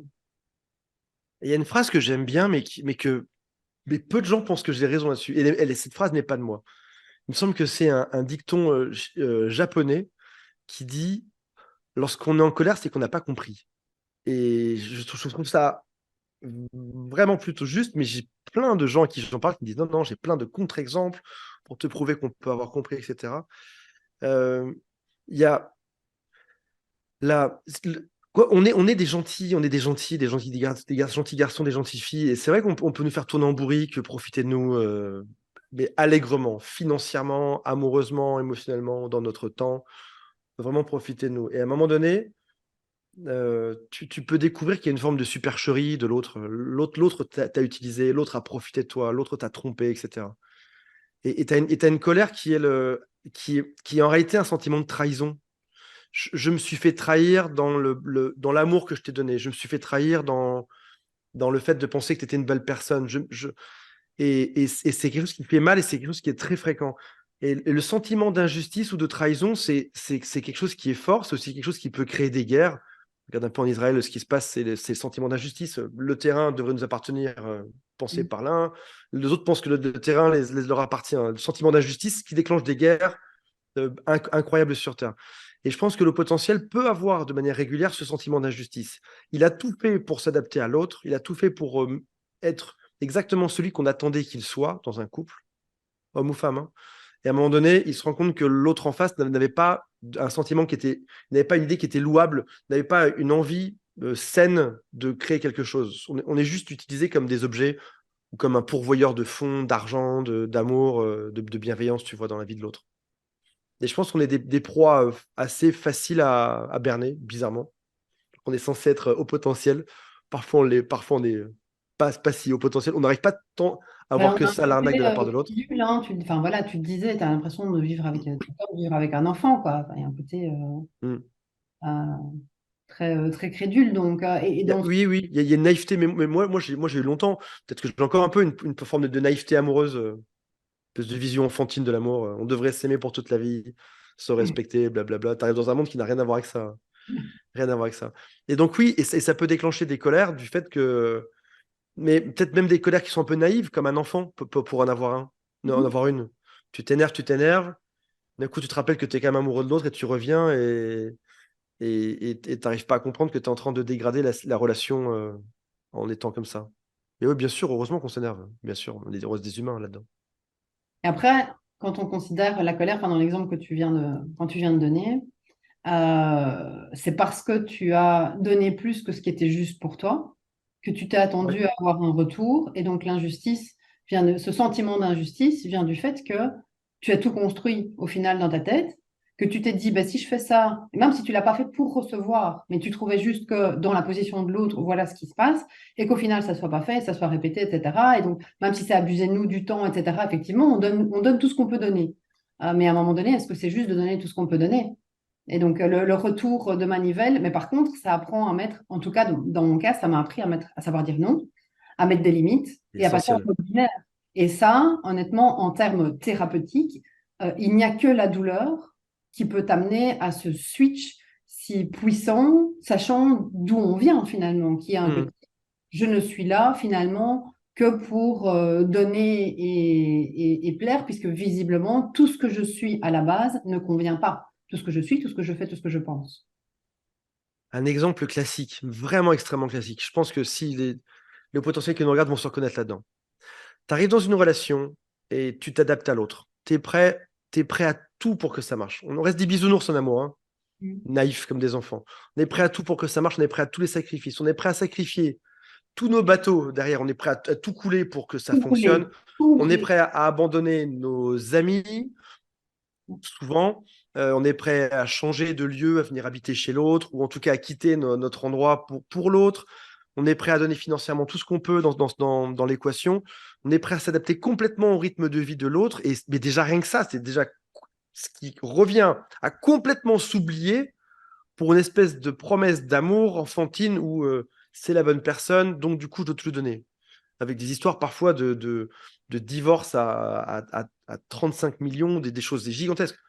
Je l'aime, c'est ma femme, je vais la mettre présidente de ma société. Enfin, oui, enfin, ça fait 6 mois que tu la connais, tu la connais pas tant que ça, etc. Enfin, arrête de donner autant, tu vois. Ou alors, des femmes ou des hommes qui vont vraiment lâcher tous leurs amis, tout quitter pour être dans cette relation, qui vont tout donner et bizarrement, qui vont énormément donner pour donner toutes les chances à la relation et aussi pour ressembler à l'autre, donc accepter totalement son rythme de vie, sa façon de faire, mais qui bizarrement n'attendent pas la réciproque de l'autre. Et c'est là qu'on arrive à un truc bizarre chez le potentiel. Le truc qui est bizarre, c'est je considère toujours que l'autre est le sachant, le normopensant est le sachant dans ma tête, et c'est à lui que je dois ressembler. Mais lui a le droit de faire quasiment tout ce qu'il veut dans sa vie, que je ne le jugerai pas, parce qu'il a le droit, parce que je le respecte, etc. Tu arrives déjà sur une équation qui est déglinguée. Je donne tout pour cette relation, je quitte tout pour cette relation, je suis prêt à me ruiner psychologiquement, physiquement, émotionnellement et financièrement pour cette relation, mais je n'attends pas la même chose de l'autre, parce que je le considère sur un piédestal, il fait partie des 96% qui sont différents, qui connaissent tout, etc. Et je vais m'adapter, et je vais même penser, je vais créer des scénarios dans ma tête en pensant que même s'il fait quelque chose de déconnant, c'est qu'il a raison derrière ça. Et c'est ce qui fait que et déjà, tu es sur la bonne équation pour un vrai drame, hein, un vrai drame de vie, quoi. Et donc, tu arrives dans cette équation, tu te rabaisses à terre complètement pour l'autre, L'autre, tu mets sur un piédestal, tu fais tout pour l'autre. Et éventuellement, quelque part là-dedans, tu vas mettre 10 fois plus d'efforts que l'autre n'en mettra. Tout en bizarrement, juste, dans une forme de déni, en justifiant que l'autre a raison et que toi tu as tort en permanence, en oubliant tes goûts au profit de l'autre. Et bizarrement là-dedans, dans cette forme de déni, tu es en train de nourrir une forme de ressentiment. Sauf qu'en fait, l'autre t'avait jamais demandé de quitter toute ta vie pour lui, l'autre t'avait jamais demandé de te mettre sur un piédestal, l'autre t'avait jamais demandé de donner autant probablement, ou il en a juste gentiment profité en se disant, bah, si c'est offert, si l'autre en fait autant, je vais juste dire oui, tu vois. Et le haut potentiel, il commence à nourrir une forme de ressentiment bizarre là-dedans, ce qui va se traduire très souvent par un sentiment d'injustice, on en parlait tout à l'heure, c'est injuste que ça se passe comme ça, moi j'ai fait tout ça pour l'autre, et quand on parle à tes copains, ils vont te dire oui, mais il t'a jamais demandé de faire tout ça pour son donner autant, oui, mais c'est par amour. Tu vas même justifier plein de tes comportements par des choses qui sont socialement acceptables. Je donne tout parce que en amour, il faut toujours être disponible pour l'autre. En amour, il faut toujours être comme ci et comme ça. Il a le droit de voir ses ex parce que je pense que chaque personne sur Terre a le droit et c'est respectable. Donc, tu es en train de créer des fausses justifications qui sont acceptables par tout le monde. Tu finis par être malheureux tout seul dans ta tête et à tourner en boucle de plus en plus sur pourquoi est-ce que l'autre donne si peu alors que moi je donne tant dans cette relation. Pour essayer de comprendre l'autre ou savoir si t'es pas en train de te faire avoir, tu vas aller voir tous ses copains. Alors ça c'est l'erreur classique de potentiel.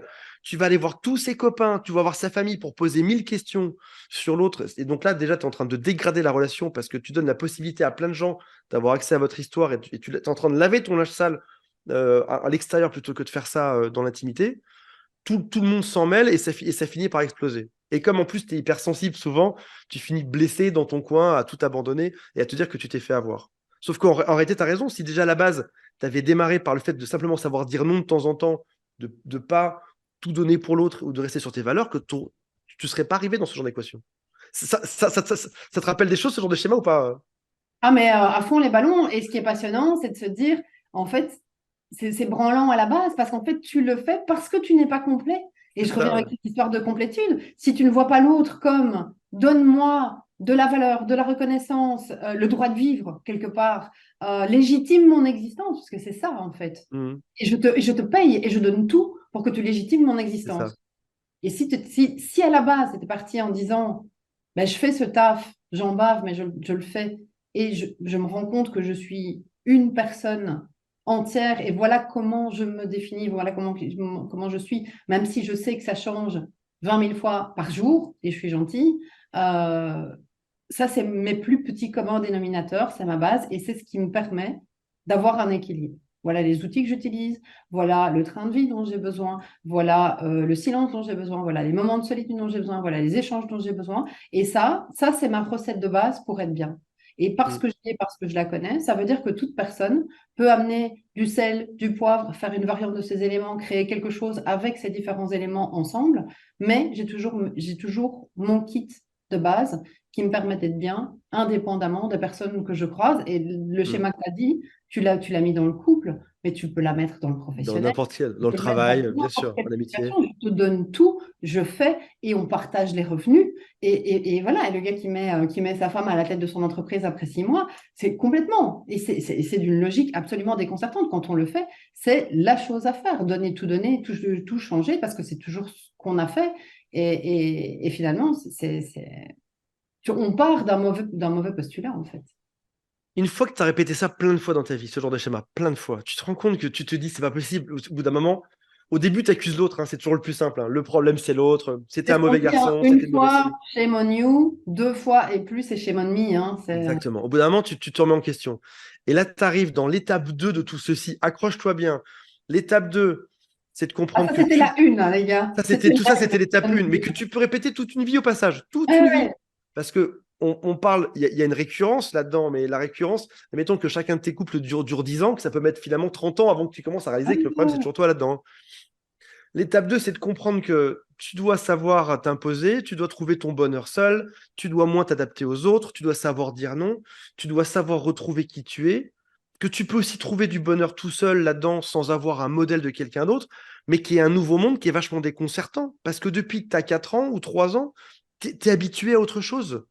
Et tu arrives comme un grand gaillard, ça peut être comme moi, à 47 ans, à être perdu, à se dire, maintenant, je vais enfin devoir accepter de changer complètement la manière dont je suis sur Terre. Ça fait 40 ans que je me comporte d'une manière, je vais devoir me comporter différemment.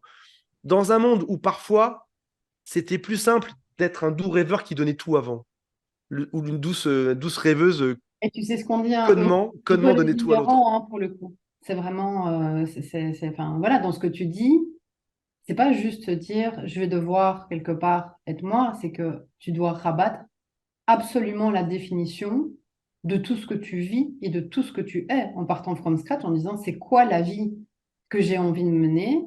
Qu'est-ce que moi, Antoine, à 47 ans, j'ai finalement envie de créer, de vivre, d'être, d'expérimenter les rôles que j'ai choisis un jour. Parce que finalement, tu jettes tous tes masques. Mm. Tu dis, OK, j'en porte pas, mais dans cette situation-là, bah, je suis qui? Dans celle-là, je suis qui? Et je crois que, et ça, moi, c'est une thématique qui m'est vraiment chère, c'est la solitude.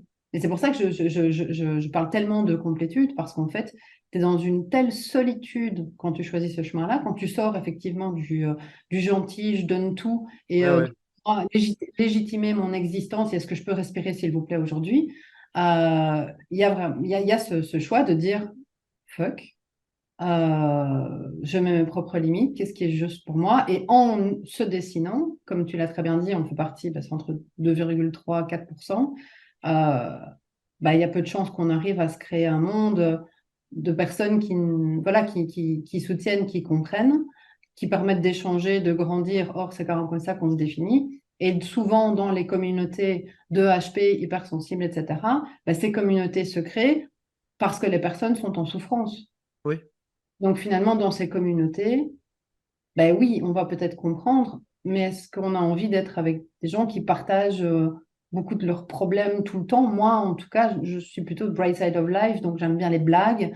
Euh, mm. et donc trouver en fait du soutien dans cette définition, je trouve que c'est vraiment un chemin compliqué. Et il n'y a pas, pour moi, à mon sens, de chemin clair. Outre toi, ta propre boussole, mais à un moment donné, tu satures de toi-même, hein, tu vois, Oui. je pense, dans cette construction. Tu changes de monde complètement, c'est marrant. C'est comme s'il y a, qu'importe l'âge auquel tu réalises ça, hein, ça peut être 30 ans, ça peut être 40 ans, ça peut être 70 ans. Mais tu as l'impression de, c'est un fresh start. Tu recommences tout à zéro. C'est comme si tu venais d'avoir 18 ans émotionnellement. Non, l'amour n'est pas un truc de bisounours où l'autre veut forcément ton bien. Oui, il va falloir apprendre à s'affirmer avec en plus un cerveau qui est pas construit comme ça, hein. Il n'est pas construit pour s'affirmer, pour être noir ou blanc, etc. Oui, je dois apprendre à vivre seul, là où dans tout ce que tu as au quotidien, tu as juste envie de le. C'est les Canadiens, ils disent flusher, c'est tirer la chasse d'eau. Tu as juste envie de le sortir de ta tête pour tirer la chasse d'eau et que ça sorte, tu as envie d'en parler Pantine, à moi j'ai quelqu'un. beaucoup une grosse pensée pour Harry Potter avec sa Pantine, tu vois? Oui, mais Ça, c'est c'est ça. Et tu dois, et t'as l'impression de tout recommencer. Et parfois, ce monde d'avant, quand tu fais ce, je sais pas où les gens sont lorsqu'ils regardent cette vidéo, mais parfois ce monde d'avant peut même te manquer parfois, cette espèce de vision bisounours de l'amour où on donne tout l'un pour l'autre, où l'autre est gentil, parce que tu arrives dans un monde qui est un peu plus froid, un peu plus cruel, mais qui sera probablement beaucoup plus safe pour toi aussi, qui va te, tu arrives enfin quand tu réalises ça, à mon sens, tu arrives enfin dans l'âge adulte d'un point de vue de la maturité émotionnelle. Tu arrives enfin là-dedans. ouais, après, étant des enfants, de grands enfants en fonction, ça a quand même un côté très dur. Alors ça simplifie les interactions, ça simplifie les partenariats, ça simplifie Mm. les tâches. Je fais pas. J'aide pas. Pour les grands empathiques que nous sommes, bah voilà, c'est un côté grille de lecture et non, t'as dit que, voilà, tu t'y tiens. Mais j'ai l'impression qu'on enterre quelque part une partie de nous en disant, mais non, celle-là, elle était trop souffrante en fait. C'est ça. Elle est Elle pas, était idéaliste, mais trop souffrante. Mieux ouais, vaut revenir sur une version qui soit peut-être un peu moins idéaliste, mais qui soit beaucoup plus heureuse. ouais, et en même temps, je pense que on est visiblement dans la même phase, enfin, il n'y a jamais de hasard, où tu es dans une zone qui est un peu désertique. Mm. Tu choisis un peu ce que tu fais pousser, sachant que voilà, tu vas galérer à faire pousser des choses parce qu'il n'y a pas des masses de gens pour t'aider à faire de la permaculture, par exemple. Tu vois, et donc à savoir qu'est-ce qui va avec quoi. Tu te dis, je vais tester, et puis pas de chance pour toi, c'est quoi? Ah oui, si tu as mis des poireaux à côté des tomates, c'est cool. Par contre, tu as mis des cornichons à côté. Moi, cette année, les cornichons, et voilà, mes tomates ont mangé mes cornichons. Donc, voilà, pas de chance, quoi. Pour de vrai, c'est vraiment mon potager, mais j'imagine ma terre, c'est un petit peu comme ça. C'est-à-dire, ah, raté. Ok. C'était pas le bon moment pour planter. Et t'as pas vraiment beaucoup de repères à l'extérieur qui peuvent te dire là c'est tendu ou ah oui là tu es en mode complètement down pour telle et telle raison. Et toi quand tu es down par définition, c'est pas facile d'aller te repêcher puisque par définition tu es down, c'est le principe même. Et donc avoir tu vois, des flotteurs, voilà c'est ça. Il faudrait une communauté de flotteurs. D'accord avec toi, ouais. Ou créer, et au passage, une autre bonne idée, ce serait de créer un site de rencontre pour hauts potentiels. Tout le monde en parle depuis des années. Il y a Et un en site. même temps, tout le monde veut être au potentiel. Donc, c'est comme moi que tout le monde et n'importe qui se font évoluer, etc. Et Tout le monde se donc, pense au potentiel, ouais. Je sais pas, je sais pas, je sais je pas. sais pas. Après, on n'a pas dit qu'on arrive avec des solutions, on a dit qu'on discutait. On Tu fais des discutait, on HP en discutait couple. de choses. On discutait de choses. Est-ce que tu as vu toi aussi dernièrement ces tendances c'est marrant, à rester seul? Des jeunes qui annoncent qu'ils veulent rester seuls, que jamais de la vie ils veulent avoir des enfants, qui préfèrent s'occuper d'eux, dans une société qui devient un peu narcissique, très dans le consumérisme aussi. L'argent plutôt que de le mettre sur les enfants, ils vont s'acheter un sac à main, je sais pas, un nouvel iPhone, etc. Oui, après, moi, ce qui m'interpelle beaucoup, alors on parle beaucoup, pour l'instant, j'ai l'impression qu'on parle beaucoup enfin, de polyamour et des relations, etc. Et pour moi, ça revient exactement à ce que tu disais plus tôt. C'est je mets tous mes œufs dans des paniers différents parce que Pour je ne sais pas. sécuriser. C'est pour ça que les liens d'âme, moi, me sont tellement chers parce qu'en fait, quand tu as rencontré quelqu'un où tu sens ce lien, alors les autres n'ont juste plus de goût parce que tu as rencontré autre chose. Mais là, on n'est pour moi pas du tout au niveau d'intérêt qu'on peut rencontrer, enfin, voilà, ou de physique, ou même d'attirance physique. À mon sens, ça ne suffit pas pour nourrir ton âme et pour créer une relation vraiment nourrissante. Et je pense que parce qu'on ne choisit pas, parce qu'on regarde avec les mauvais yeux, parce qu'on reste dans le superficiel, regarde bah, tout ce qui est sur la toile, etc.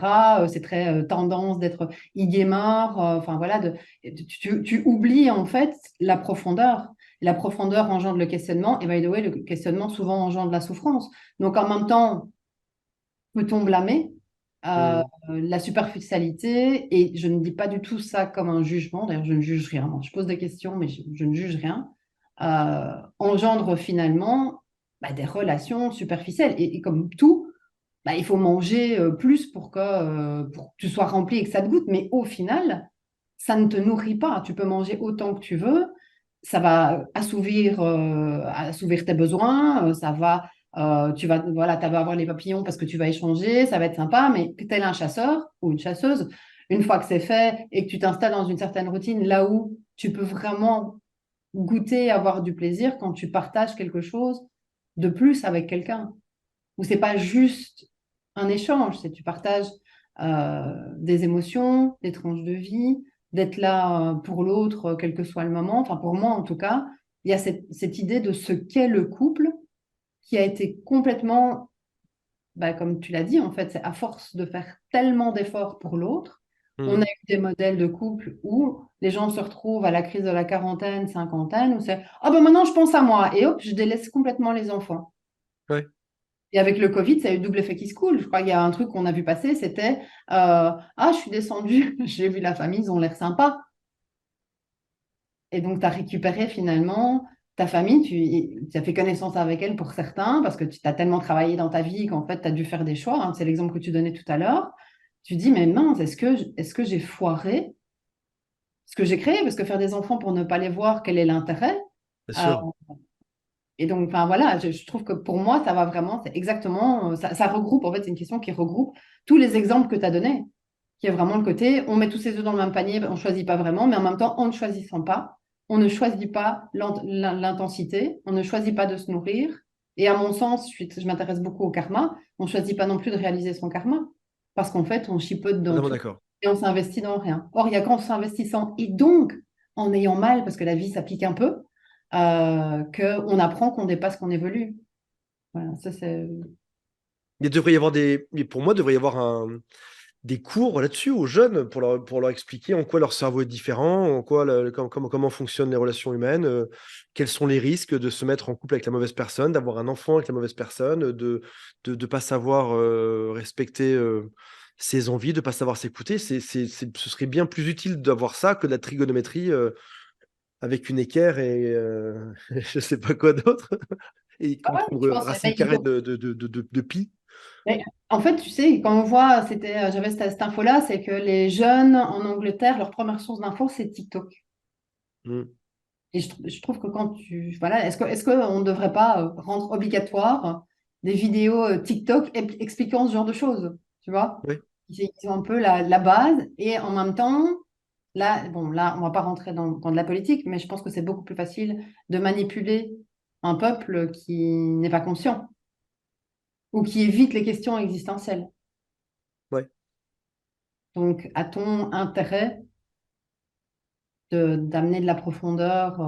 Voilà. Là, ici, finalement, on parle de toutes ces questions-là. Pourquoi? Parce que toi et moi, et j'ai parlé au passé parce que je suis hyper positive, on était en souffrance. Et c'est cette souffrance qui nous a amenés à nous poser les questions et avoir les réponses. Moi, c'est entre autres mon fils. Tu vois, en l'ayant en miroir, j'ai fait un combo et donc je m'intéresse à la thématique pour lui et pour moi et on trouve ensemble les réponses. Mais c'est pas, s'il n'y avait pas cette souffrance et que voilà et que je savais gérer mes émotions avec Maestria et que voilà, ben, finalement, tu n'as pas besoin de plonger aussi loin dans le débat si tu sais bien le gérer. C'est comme tout ce Ouais. qu'on les tests QI, etc., les tests HP. Ben, je lisais un livre là-dessus qui disait qu'en fait, les échantillons choisis, comment on les choisit? Ben, c'est au milieu de personnes qui, on demande à des professeurs, bah, tiens, envoyez-moi vos élèves qui sont potentiellement HP. Mais les profs, ils envoient les meilleurs élèves. Sauf qu'en règle générale, tu as beaucoup d'élèves qui sont HP et qui font des résultats médiocres parce que le système Oui. scolaire n'est pas adapté. Donc, en fait, l'échantillon même, et donc les études, et donc les stats, et donc tout ce qu'on a, est basé sur des personnes pour qui ça pose problème, puisque les gens qui savent gérer HPI, HPE, peu importe, ben, on sait pas, on va pas les mesurer puisqu'ils sont pas diagnostiqués, puisqu'en fait, ils vont très très bien. Mm. Et donc, c'est finalement, on retire tout ce qu'on a et tout ce qu'on connaît. C'est des problématiques, en fait. C'est des différences, mais des différences qui sont problématiques. Et on voit la différence, c'est pas l'enrichissement. Mais bon, bref, je m'emballe comme à chaque fois. Non, je suis d'accord avec toi, je suis d'accord avec toi. Et après ça, on a quand même tendance aujourd'hui à pouvoir. Enfin, moi, je sais que YouTube, typiquement, est une source d'information qui est démentielle pour moi. Pour Ouais. un jour, une question, chaque jour, je vais un problème dans ma tête, chaque jour, je me dis, allez, je vais le résoudre. J'ai cette chance en plus d'en faire mon métier, je vais pouvoir résoudre ce problème dans ma vie et le comprendre. Et puis, t'arrives quand même à un niveau de bonheur quand tu te fais que ce soit une thérapie ou une autothérapie, t'arrives quand même à un certain niveau de bonheur. Et tout d'un coup, et c'est marrant parce que tu vois pas forcément que tu as avancé jusqu'à ce que tu aies un couple déconnant dans ton entourage. Tu fais waouh, ils sont tellement loin. Ça y est, j'ai fait du chemin par rapport à ça. Je n'aurais jamais eu ce genre de problème.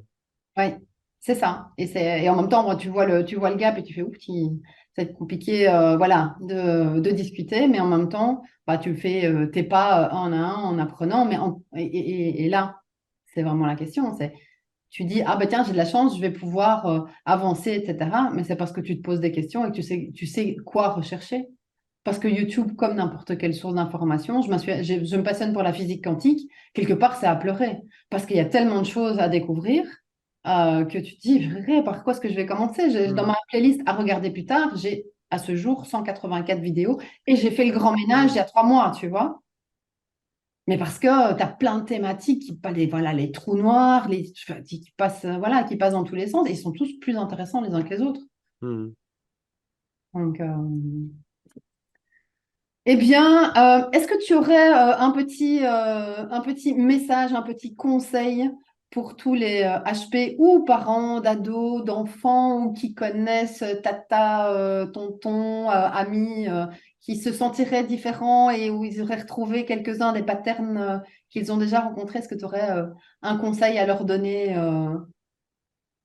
en Il y a une cours? phrase que j'aime beaucoup qui dit chaque expérience, qu'elle soit bonne ou mauvaise, reste une bonne expérience. Chaque expérience reste une bonne expérience, quelle que soit la chose que tu as vécue. Et je sais je vois beaucoup de gens, j'ai des clients qui sont parfois qui sortent d'histoires très dures. Tu peux soit décider que ça a été une obstacle très dur, que ça a été un traumatisme, mais tu peux aussi décider que ça a été une super expérience pour progresser dans plein de choses. Tu as dit tout à l'heure, on progresse beaucoup dans la douleur et dans la souffrance. La souffrance est un moteur de progression. C'est peut-être pas le moteur idéal de vie, mais quand tu souffres, tu as envie de progresser. Quand tu te fais quitter, tu as envie de comprendre pourquoi tu as été quitté. Quand tu te fais virer, tu as envie de comprendre ce qui s'est passé. Tu as envie d'être meilleur par la suite. La souffrance est un moteur de progression. Et se dire que finalement, bah, quand on vit des choses dans sa vie qui peuvent avoir l'air dures, se dire qu'en réalité, c'est probablement une très bonne leçon à apprendre. Il y a quelque chose à comprendre derrière tout ceci, à dépatouiller. Et quand on l'a comprise, on peut accéder à d'autres niveaux, d'autres mondes beaucoup plus heureux, que ce soit pour soi, pour ses enfants. Et heureusement, puis c'est ce qui fait que le chemin devient super intéressant au final. Tout à fait. Merci pour toutes ces pépites, Avec Antoine. plaisir. On a brassé large et en même temps, bah, c'était voilà, une formidable histoire. Vous ferez votre shopping dans ce qui vous parle et en espérant que, voilà, que ça puisse améliorer bah, votre relation de couple, mais vos relations en règle générale. À tout bientôt. Salut, bye.